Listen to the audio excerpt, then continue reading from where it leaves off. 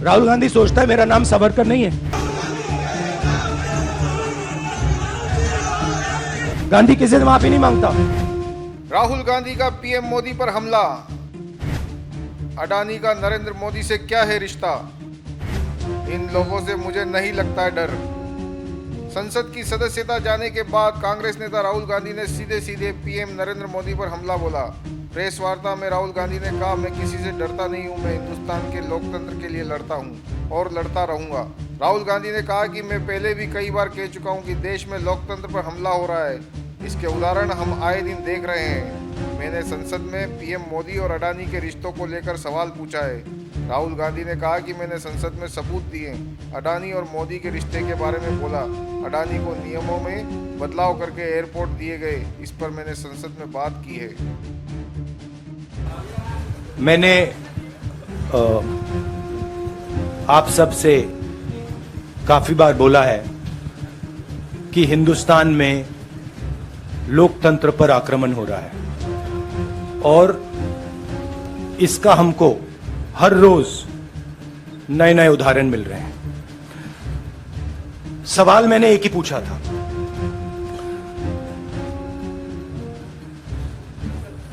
Foundation पे जाता हूं, अदानी जी की शेल कंपनीज हैं, अदानी जी की शेल कंपनीज हैं, उसमें 20,000 करोड़ रुपया किसी ने इन्वेस्ट किया। अदानी जी का पैसा नहीं है, अदानी जी का इंफ्रास्ट्रक्चर बिजनेस है, पैसा किसी और का है। सवाल यह है, ये जो 20,000 करोड़ रुपए हैं ये किसके हैं? ये सवाल मैंने पूछा। मैंने पार्लियामेंट हाउस में प्रूफ देके, जो मीडिया रिपोर्ट से मैंने निकाला, अदानी जी और नरेंद्र मोदी जी के रिश्ते के बारे में डिटेल में बोला। रिश्ता नया नहीं है, रिश्ता पुराना है।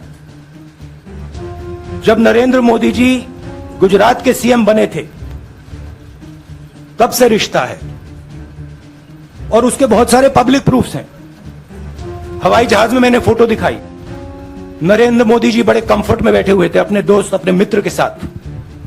पार्लियामेंट में मैंने दिखाई। यह सवाल मैंने पूछा। फिर मेरी स्पीच को एक्सपंज किया गया। मैंने स्पीकर को डिटेल चिट्ठी लिखी, पॉइंट बाय पॉइंट, कि मैंने कहा कि एयरपोर्ट्स अदानी जी को रूल बदल के दिए गए हैं। ये लीजिए रूल की कॉपी, उसको बदला गया है। चिट्ठी लिखी, कोई फर्क नहीं पड़ा। फिर मेरे बारे में मंत्रियों ने पार्लियामेंट में झूठ बोला कि मैंने विदेशी ताकतों से मदद मांगी। मैंने ऐसी कोई बात नहीं की है। मैंने कहा स्पीकर से, मैंने जाके कहा, स्पीकर सर,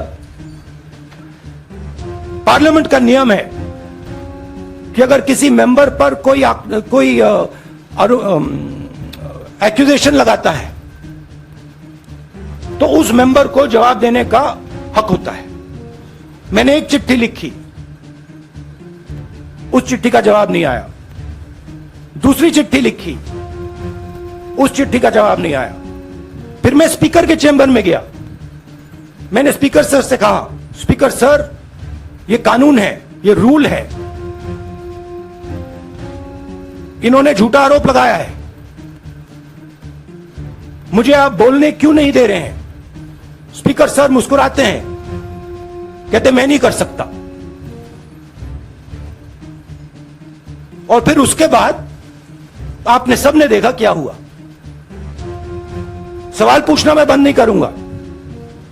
नरेंद्र मोदी जी का अदानी के साथ क्या रिश्ता है और 20,000 करोड़ रुपए किसके हैं, मैं पूछता जाऊंगा। मुझे कोई डर नहीं लगता इन लोगों से।